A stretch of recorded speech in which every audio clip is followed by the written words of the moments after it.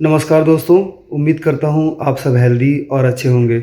मैं doctor Dushyant Chauhan, bone एवं joint specialist, consultant orthopaedic surgeon Raipur से आप लोग के लिए हमेशा हड्डी, नस, मांसपेशी से संबंधित वीडियोस बना के लाता हूँ और मेरी ये कोशिश होती है कि आप लोगों को हड्डी, जॉइंट, नस, लिगामेंट एवं नसें संबंधित बीमारियों के बारे में बता सकूँ, जिससे आप लोगों की इस बीमारियों के बारे में अंडरस्टैंडिंग बढ़े और आप अपने सिम्पटम एवं साइन को आसानी से समझ पाएँ और इसका जल्दी जल्दी आप इलाज ढूँढ सकें।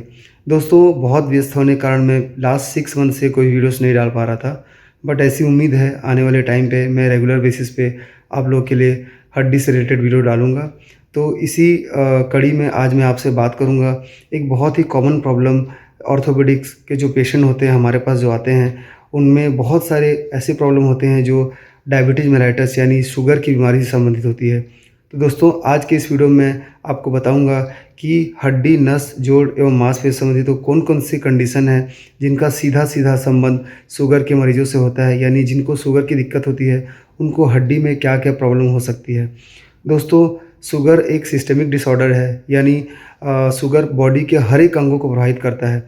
इसके अलग-अलग मैनिफेस्टेशन होते हैं और अलग-अलग इसके क्लिनिकल साइन और सिम्पटम होते हैं अलग-अलग बीमारियों के लिए। दोस्तों, आज मैं आपसे सोलली या कंप्लीटली बात करूंगा कि हड्डी में क्या-क्या दिक्कत होती है शुगर वाले मरीजों के लिए। दोस्तों, हड्डी में सबसे जो कॉमन प्रॉब्लम है शुगर वाले मरीजों में, वो होती है फ्रोजन शोल्डर। दोस्तों, फ्रोजन शोल्डर के ऊपर मैंने एक पहले भी वीडियो बनाया हुआ है कि फ्रोजन शोल्डर क्या होता है। फ्रोजन शोल्डर एक ऐसी बीमारी है जिसमें आपके जो कंधे की कैप्सूल होती है, उसमें शुगर के मॉलिक्यूल्स एक्यूमुलेट हो जाते हैं, यानी जमा हो जाते हैं, और इससे आपकी शोल्डर की जो मोबिलिटी है, यानी जो चाल है, वो कम हो जाती है। आपने देखा होगा बहुत सारे जिनमें शुगर कंट्रोल नहीं होता, उनके हाथ ऊपर की ओर नहीं उठते और वो अब एक हाथ को दूसरे हाथ तक, दूसरे कंधे तक टच नहीं कर पाते।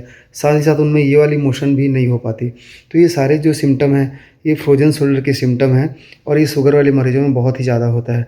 दोस्तों, यदि इसके बचाव की बात करूँ तो सबसे पहले है आपको शुगर को स्ट्रिक्ट कंट्रोल करना है। शुगर को कंट्रोल करने के लिए आप एक्सरसाइज, डाइट या फिर एंटी डायबिटिक के ड्रग्स ले सकते हैं, जिससे आपका शुगर कंट्रोल रहेगा। साथ ही साथ दोस्तों, आपकी शोल्डर की मोबिलिटी को आपको रीगेन करने के लिए आपको स्ट्रेंथनिंग एक्सरसाइज और मोबिलिटी एक्सरसाइज करनी पड़ेगी। इसके लिए आप खुद से भी कर सकते हैं या फिर किसी फिजियोथेरेपिस्ट की सहायता भी ले सकते हैं। दोस्तों, दूसरी जो सबसे महत्वपूर्ण जो प्रॉब्लम होती है शुगर के मरीजों में, यानी डायबिटीज़ मेलाइटस की, वो होती है पेरिफेरल न्यूरोपैथी। दोस्तों, जब भी शुगर के पेशेंट का शुगर बहुत ज़्यादा कंट्रोल में नहीं होता, तो शरीर के सारे नसों में, यानी नर्व्स पे उसका इफ़ेक्ट पड़ता है और आपके पैरों, हाथों में एक झुनझुनी, एक टिंगलिंग सेंसेशन वाली फीलिंग आती है, जिससे आपको ऐसा लगेगा कि हाथों पैरों में एक झंझनाहट सी हो रही है। ये शुगर के मरीजों में बहुत ही ज़्यादा कॉमन है और इसके बचाव के लिए सबसे इम्पॉर्टेंट है कि शुगर को कंट्रोल करना। अगेन, मैं जितनी सारी बातें आपको बता रहा हूँ, ये सब शुगर कंट्रोल करने से अपने आप ठीक हो जाती है। कई बार ऐसा होता है कि हम लोग सिम्पटम साइन को ही ट्रीटमेंट देते रहते हैं, बट कभी भी उसकी बीमारी तक नहीं पहुंच पाते। तो इसकी बीमारी सबसे इम्पॉर्टेंटली शुगर से रिलेटेड है। यदि आप शुगर को कंट्रोल करेंगे तो आपकी सारी दिक्कतें एक बार में ठीक हो जाएंगी। तीसरी जो सबसे इम्पॉर्टेंट हमारे पास पेशेंट आते हैं शुगर के मरीज ऑर्थोपेडिक प्रॉब्लम को लेके, वो आते हैं आपके हाथों पैरों में सूजन। जो छोटी-छोटी उंगलियां हैं, इनमें सूजन हो जाती है और उसमें मोबिलिटी कम हो जाती है, यानी रेस्ट्रिक्ट हो जाता है। तो इसको भी लिमिटेड मोबिलिटी सिंड्रोम के नाम से जाना जाता है। इसमें शुगर के मरीजों में मुख्य रूप से आपके हाथों की उंगलियों में एक अजीब सी रिजिडनेस आ जाती है, यानी उस पर कोई मूवमेंट नहीं होता और धीरे-धीरे स्वेलिंग वहाँ पे होने लगती है और वहाँ की जो स्किन होती है वो शाइनिश हो जाती है।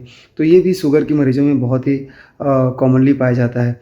दोस्तों, जो चौथी सबसे इम्पॉर्टेंट प्रॉब्लम है, जो मूल रूप से आपके जो एंकल जॉइंट होते हैं, यानी पैरों के पैरों की जो जॉइंट होती है वहाँ पे होती है। इसको हम चारकोट न्यूरोपैथी के नाम से भी जानते हैं।